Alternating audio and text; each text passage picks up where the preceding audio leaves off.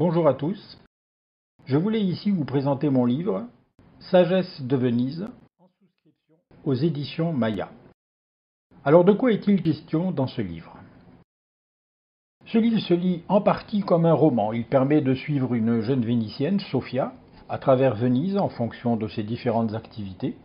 Elle traverse des endroits qui sont très fréquentés et très touristiques, que tout le monde connaît, ce qui n'empêche pas qu'on puisse en découvrir quelques aspects particuliers.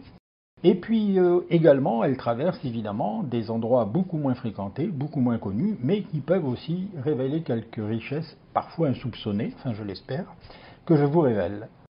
Alors ça, c'est un premier point qui permet de découvrir Venise, ou redécouvrir Venise, et je pense que tout le monde aura des petites choses à découvrir ici ou là. Par contre, il y a une deuxième lecture dans ce livre-là, c'est-à-dire que dans ce livre, Venise est présentée de manière à ce qu'on puisse en tirer des enseignements.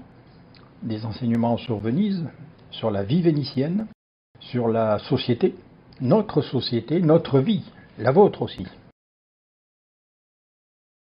C'est un aspect, philosophique, je ne sais pas si c'est philosophique, c'est un aspect qui est différent, c'est ça qui apporte une personnalité très particulière à ce livre qui est, selon moi, à peu près unique. En fait, à l'origine, quand je parlais de ce livre, j'avais trouvé une expression qui me plaisait beaucoup. C'était d'ailleurs que c'était un livre autrement. Et puis on m'a fait gentiment remarquer que, Jean-Marc, un livre autrement, ça veut rien dire.